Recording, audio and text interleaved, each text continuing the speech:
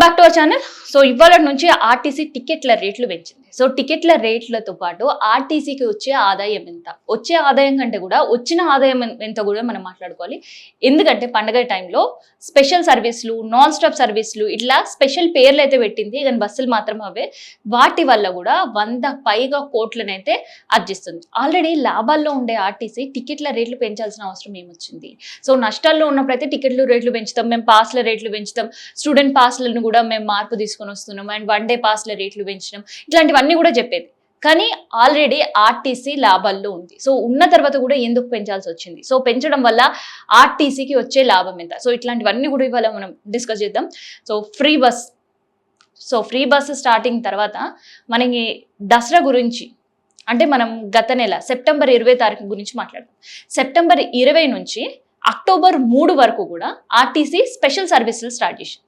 So ఆ special సర్వీసులు తర్వాత నాన్ స్టాప్ సర్వీసుల పేర్ల 5300 బస్సులు పండుగలకు నడిపింది. సో దసరా సెలవులు వచ్చినాయి, బతుకమ్మ సెలవు వచ్చింది, అండ్ దాంతోపాటు పిల్లలకు వరుస హాలిడేస్ వచ్చేటతోటి తెలంగాణలో జిల్లాలు కిరిసిపోయినాయి. హైదరాబాద్ నుంచి జిల్లాలకు బస్సులు ఇచ్చింది. సో అట్లా 5800 బస్సులు వేస్తే, 5300 బస్సులు వేస్తే అలా ప్రత్యేకంగా నాన్ స్టాప్ల పేరిట, స్పెషల్ల పేరిట 2800 బస్సులు వేసింది. సో మొత్తానికి ఈ 13 రోజులలో ఆర్టీసీ ఆదాయం ఎంత తెలుసా? 110 కోట్ల రూపాయలు. ఎస్, 110 కోట్ల రూపాయలను ఆర్టీసీ ఖజానాలో వేసుకుంది. అయినా పాపం ఇంకా లాస్ట్లోనే ఉన్నాం అని అనుకుని టికెట్ల రేట్ల పెంచిందేమో మరి. సో ఎందుకు అట్లాంటి టికెట్ల రేటు పెంచుతూ డెసిషన్ తీసుకుంది అనేది కూడా మనం మాట్లాడదాం. అయితే ఈ 110 కోట్ల రూపాయలు ఫ్రీ సర్వీసెస్, దాంతోపాటు స్పెషల్ సర్వీసులు, తర్వాత నాన్ స్టాప్ సర్వీసులు, అండ్ దాంతోపాటు ముందస్తుగానే రిజర్వేషన్స్, ఇవన్నీ కూడా నడిపింది. అండ్ ఈ పండగ టైంలో ఏదైతే హైదరాబాద్లో తిరిగే బస్సుల సంఖ్య తగ్గించి ఎక్కడైతే సర్వీసులు అండ్ జనాలు ముందుగా బుక్ చేసేసుకుంటారో, అండ్ దాంతోపాటు ఎక్కడైతే క్రౌడ్ ఎక్కువ ఉంటుందో డబ్బులు వస్తాయి కదా, అక్కడ సర్వీసులు నడుస్తాయి. సో అట్లాంటి సర్వీసులపైనే కాన్సన్ట్రేట్ చేసింది. పాపం హైదరాబాద్లో ఉండేటోళ్ళకి బస్సులు షార్టేజ్ ఉండే పరిస్థితి.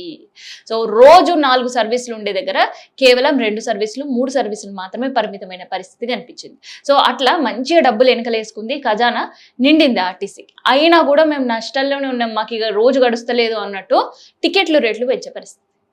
అసలు నిజంగా ఆర్టీసీ లాభాల్లో ఉందా నష్టాల్లో ఉందా అని వాళ్ళందరూ అసలు ఏం జరుగుతుంది ఆర్టీసీలా అని వాళ్ళు మాట్లాడుకునే పరిస్థితి. ఎందుకంటే ముఖ్యమంత్రి ఒకవైపు మహాలక్ష్మి పథకం తీసుకొని వచ్చిన తర్వాత నుంచి మంచి ఆర్టీసీ లాభాల్లో ఉంది, నష్టాల్లో ఉండే ఆర్టీసీని మేము ముందుకు నడిపించినామని ముఖ్యమంత్రిగా ఉండే రేవంత్ రెడ్డి చెప్తారు. అండ్ ఆ శాఖకి, రవాణా శాఖకు మంత్రిగా ఉండే పొన్నం ప్రభాకర్ కూడా పదే మహిళల కోసం మేము తీసుకొచ్చిన పథకం అండ్ దానివల్ల ఆర్టీసీ లాభం ఇవే చెప్తాడు. అండ్ ఇంకా ఈ సర్వీసులను మెరుగుపరచడానికి మేము ఇంకొన్ని ఈవీ వెహికల్స్ తీసుకురాబోతున్నాం, అండ్ డిపోలు కూడా 25 డిపోలు హైదరాబాద్ కేంద్రంగా నడవబోతుంది, దీనివల్ల ఉద్యోగ అవకాశాలు కూడా పెరుగుతాయని చెప్తారు. సో ఇంత బాగానే ఉంది. సో ఇవన్నీ ఉన్నప్పుడు మరి ఆర్టీసీ నష్టాల్లో ఉన్నట్ట లాభాల్లో ఉన్నట్ట? ఎవరైనా ఇప్పుడు సపోజ్ ఒక బిజినెస్ పెట్టుకుంటారు, ఏదో ఒక ఫుడ్ బిజినెస్ పెట్టుకున్నారు అనుకోండి. సో ఫస్ట్ ఒక 10 రూపాయలకు అమ్మే ఫుడ్ ఐటమ్ ఏదైతే ఉంటుందో వాళ్ళకి మంచి లాభాల్లో ఉన్నాడు అనుకో, అదే 10 రూపాయలు కంటిన్యూ చేస్తాడు. అదే నష్టాల్లో ఉన్నాడు అనుకోండి, ఆ 10 రూపాయలని కాస్త ఏం చేస్తాడు? రేటు పెంచి అమ్ముతాడు. సో రేటు పెంచితే మళ్ళీ జనాలు వస్తారా లేదా అని ఒక డౌట్తో ఆ రేటు పెంచుతాడు. అప్పుడు కూడా జనాలు రాకలేరు, లేదంటే ఇదే రేట్కి వేరే దొరుకుతుందంటే పక్కకు పోతారు. ఇప్పుడు ఆర్టీసీ పరిస్థితి కూడా అట్లనే ఉంది. ఒక పక్క చెప్పడం మాత్రం ఆర్టీసీ లాభాల్లో ఉందని చెప్తున్నారు, అని చెప్పడం మాత్రం కాదు, ఆర్టీసీ ఖజానా పరిస్థితి కూడా కనిపిస్తుంది. ఆర్టీసీ అఫీషియల్గా చెప్పింది ఏంటి తెలుసా? ప్రతిరోజు 25 లక్షల మంది ఆర్టీసీ సర్వీసులు ఉపయోగించుకుంటున్నారు. మహాలక్ష్మి పథకం ఇంట్రడ్యూస్ చేసిన తర్వాత అందులో 16 లక్షల మంది ప్యాసింజర్స్ మహిళలే ఉంటున్నారు, మిగతా వాళ్ళు టికెట్ కొనే వాళ్ళు ఉంటున్నారు అని. సో అట్లా ప్రతిరోజు ఆర్టీసీకి వచ్చే ఖజానా ఎంత తెలుసా?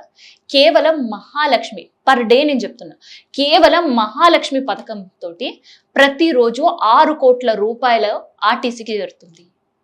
తర్వాత టికెట్ కొనేవాళ్ళు, పురుషులు కావచ్చు, మిగతా వాళ్ళు ఎవరైనా కావచ్చు, ఎవరైతే టికెట్ పర్చేజ్ చేస్తున్నారో వాళ్ళ ఆదాయం 2.5 కోట్లు. అంటే దాదాపు ప్రతిరోజు 8.5 కోట్ల రూపాయల నిధులు ఆర్టీసీ ఖజానాలోకి చేరుతున్నాయి ప్రతిరోజు. సో మరి ఇట్లాంటి పరిస్థితుల్లో ఆర్టీసీ అదనంగా టికెట్ పెంచింది. టికెట్ రేటు పెంచింది. సో ప్రతి 3 స్టాపులు అంటే ఫస్ట్ మనం ఎక్కిన ఇక్కడ అంటే 3 స్టాప్ల వరకు మనం టికెట్ తీసుకుంటే ₹5. 4వ స్టాప్ నుంచి కనుక మనం మిగతా 6వ స్టాప్కి 5వ స్టాప్కి టికెట్ తీసుకుంటే ₹10. సో ఎప్పుడో బస్సు ఒక్కరోజు ఎక్కి తర్వాత దిగిపోయే వాళ్ళపైన ప్రభావం చూపదేమో. కాకపోతే ఎవరైతే రెగ్యులర్గా ఈ సర్వీసెస్ ఉపయోగించుకుంటున్నారో వాళ్ళపైన ప్రభావం పడుతుంది. సో ఇవాళ పొద్దున బస్సు ఎక్కిన వాళ్ళందరూ కూడా రోజు ₹35 ఉండే టికెట్ ₹45 ఎట్లా అయింది, అరే రోజు ₹45 పెట్టే టికెట్ ఇలా ₹55 ఎట్లా అయింది అని స్టన్ అయిన పరిస్థితి, షాక్ ఉండే పరిస్థితి. ₹10 గురించి జనాలు అంత మాట్లాడుకుంటారా, ఈ వీడియో మీరు చేసి అంత అని అనుకుంటున్నారు కదా. సో ఒక్కసారి పబ్లిక్ వర్షన్ మీరు వినండి. సో రోజు వాళ్ళు ఆ ₹10 ఏదైతే అదనంగా ప్రభుత్వం పెంచిందో దాని గురించి ఎంత ఇబ్బంది పడుతున్నారో అర్థమవుతుంది. సో ఆ తర్వాత మనం మాట్లాడదాం. సో లాభాల్లో ఉండే ఆర్టీసీ రేట్లు పెంచితే సామాన్య జనం విలవిల్లాడే పరిస్థితి. బస్సు ఫుల్ ఉన్నా కూడా ₹10 టిఫిన్ తిని ఆ ₹35 టికెట్తో బస్సు ఎక్కుతున్నా అని చెప్తున్న వ్యక్తి మాటలు మీరు విన్నారు కదా. సో అట్లాంటి పరిస్థితుల్లో ఇలా ₹45 టికెట్ అయితే సో రోజు ₹45, అది 2 times 10 అంటే ₹20 పెరిగింది. సో ఎట్లా కట్టాలి అని ప్రశ్నిస్తున్నాడు ప్రభుత్వాన్ని, ఆర్టీసీని ప్రశ్నిస్తున్నారు. అయినా కానీ టికెట్లు రేట్లు పెంచినేదా కాబట్టి ఇది అసలు బస్సు కంటే కూడా ఆటోలు ఎక్కిపోవడం బెటర్, అది కూడా రేట్ కంపారిటివ్గా అట్లనే ఉంటుంది కదా అని ఇంకొంతమంది అభిప్రాయం. సో ఆర్టీసీలో బస్సు ఎక్కి ఇబ్బందులు పోయే బదులు మెట్రోలో పోతే ఇంకా ప్రశాంతంగా సీట్ అయినా ఉంటుంది కదా అని ఇంకొంతమంది అభిప్రాయం. మరి లాభాల్లో ఉండే ఆర్టీసీ మేము నష్టాల్లో ఉన్నాం, మీకు ఆర్టీసీ నడవలేని పరిస్థితి ఉంది అన్నట్టు టికెట్ల రేట్లు పెంచితే ప్రజలలో వ్యతిరేకత ప్రారంభమైంది. సమన్యాయం లేదు. ఏదైతే మహాలక్ష్మి పథకం కింద 0 టికెట్ కొడుతున్నారో దానిపైన వచ్చే ఖర్చంతా కూడా టికెట్లు పాసులు పెంచుతూ మా దగ్గర నుంచి ప్రభుత్వం వసూలు చేసి ఆర్టీసీ కడుతుంది అనే వర్షన్ వినిపిస్తుంది ప్రజల నుంచి. సో ఇంత మధ్య లాభాల్లో ఉండి 0 టికెట్ చేసి పండగల సందర్భంలో స్పెషల్లు నాన్ స్టాప్లు వేసి సర్వీసెస్ రద్దు చేసి కొత్త సర్వీసెస్ వేసి ఇవన్నీ చేసిన ఆర్టీసీకి ఇంత లాభాల్లో ఉండి కూడా మళ్ళీ టికెట్ల రేటు పెంచడానికి కారణం కేవలం మహాలక్ష్మి పథకం కింద ప్రభుత్వం సరిగ్గా వాళ్ళకి చేర్చాల్సిన డబ్బులు ఖజానాలో చేర్చకపోవడం వల్లనే అదనపు ఆదాయం కోసం దారులు వెతుక్కుంటుంది ఆర్టీసీ అనే వాదనలు కూడా వినిపిస్తుంది.